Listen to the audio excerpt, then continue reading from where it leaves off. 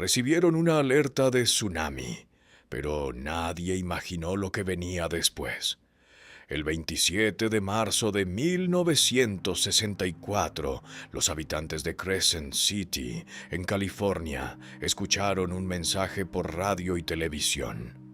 Un tsunami podía llegar a la costa. No era la primera vez. La ciudad estaba acostumbrada a este tipo de alertas y casi siempre terminaban en lo mismo: agua en el puerto, algunos daños menores y poco más. Por eso, esa noche, muchos no reaccionaron con urgencia. Algunos decidieron esperar, otros salieron a revisar sus casas o negocios, y muchos simplemente no evacuaron.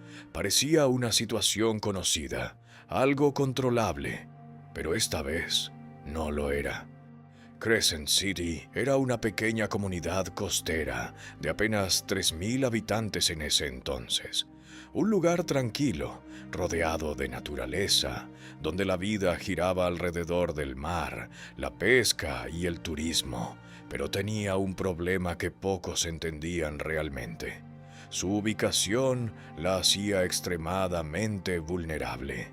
La ciudad se proyectaba hacia el Océano Pacífico y además el fondo marino frente a sus costas tenía una forma que funcionaba como un embudo natural, concentrando la energía de las olas directamente hacia el puerto. En otras palabras, era el lugar perfecto para que un tsunami golpeara con toda su fuerza. Horas antes, en Alaska, ocurrió algo histórico. Un terremoto de magnitud 9,2 sacudió la región. Fue uno de los más poderosos jamás registrados en América del Norte. Durante casi 4 minutos, la tierra tembló con una intensidad devastadora. Edificios colapsaron, carreteras se partieron, líneas de agua y gas se rompieron, y en algunas zonas el suelo se elevó varios metros de forma permanente. Pero el verdadero peligro no estaba en tierra, estaba en el océano. El movimiento del terremoto desplazó enormes cantidades de agua, generando olas gigantes que comenzaron a viajar a través del Pacífico. Y una de esas olas tenía destino. Curiosamente, en Crescent City el terremoto apenas se sintió. No hubo señales claras de peligro inmediato, solo una advertencia que muchos ya habían escuchado antes. A las 11:10 de la noche llegó el aviso. 20 minutos después, la primera ola impactó la costa. El agua inundó el puerto, cubrió calles, dañó vehículos y negocios, y por un momento pareció alarmante, pero no catastrófico. Era exactamente lo que muchos esperaban. Cuando el agua se retiró, la gente salió a evaluar daños, recuperar cosas y ver qué había pasado. Algunos incluso comenzaron a planear cómo limpiar todo al día siguiente. Pensaron que ya había pasado lo peor. No sabían que eso solo había sido el inicio. Poco después de la medianoche llegó la segunda ola. Fue más pequeña, no generó pánico y luego nada. El océano se calmó. Pasó casi una hora completa sin actividad, lo suficiente para que la mayoría de las personas asumiera que la amenaza había terminado, que el tsunami ya había hecho lo suyo, que podían volver a la normalidad.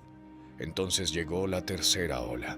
Esta vez fue diferente, más fuerte, más agresiva. El impacto fue suficiente para dañar la infraestructura eléctrica de la ciudad, provocando un apagón general. La oscuridad cubrió todo, y cuando el agua comenzó a retirarse nuevamente, ocurrió algo inquietante. El mar desapareció. El puerto quedó completamente vacío. El fondo del océano, iluminado por la luz de la luna, quedó expuesto ante los ojos de quienes aún estaban cerca de la costa. Era una escena surreal, hermosa, pero profundamente peligrosa. Era la señal más clara de todas, y nadie la entendió a tiempo. Minutos después llegó la cuarta ola, y esta vez no hubo duda. Era una pared de agua gigantesca, avanzando con una velocidad y una fuerza imposibles de detener. Testigos la describieron como una masa oscura que parecía elevarse por encima de todo lo que la rodeaba. Cuando impactó la ciudad, el sonido fue ensordecedor, como una explosión, como si todo estuviera siendo destruido al mismo tiempo. Edificios colapsaban, barcos eran arrastrados tierra adentro, autos desaparecían bajo la corriente. Todo lo que estaba en su camino simplemente dejaba de existir. El agua avanzó más de 3 kilómetros hacia el interior, con la fuerza de un tren a toda velocidad. Árboles fueron arrancados de raíz, estructuras enteras cedieron, y la ciudad comenzó a desintegrarse frente a los ojos de sus propios habitantes. Pero no solo era el agua. Instalaciones destruidas liberaron combustible que se incendió, creando una tormenta de fuego en medio del caos. Era una escena imposible de procesar. Entre las historias de esa noche hay una que resume todo. Gary, un hombre de 27 años, estaba celebrando el cumpleaños de su padre en su bar cuando llegó la alerta. Decidieron quedarse. Pensaron que no sería grave.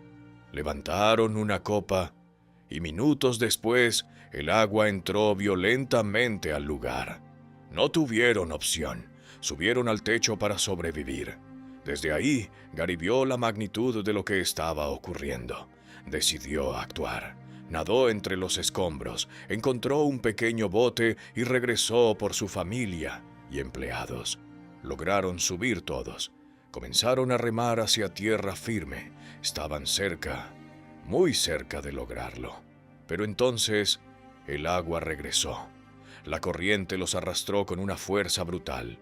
El bote fue succionado hacia una estructura donde se acumulaban escombros. Volcó.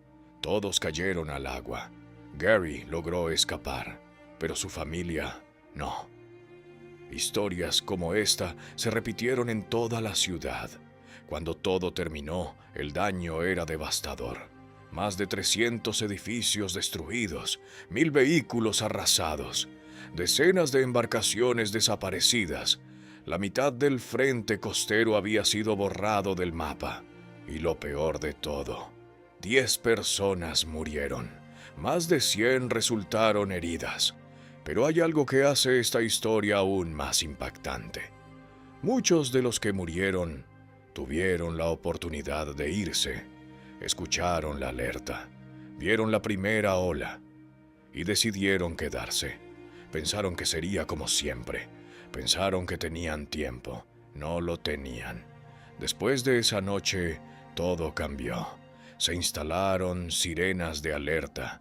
Se crearon planes de evacuación.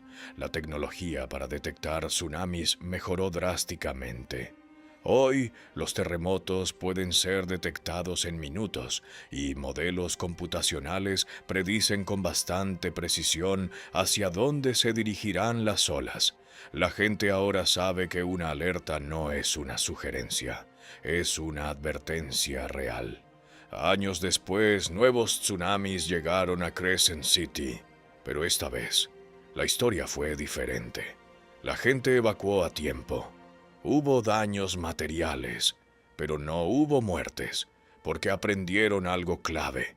Cuando el océano se retira, no es el final.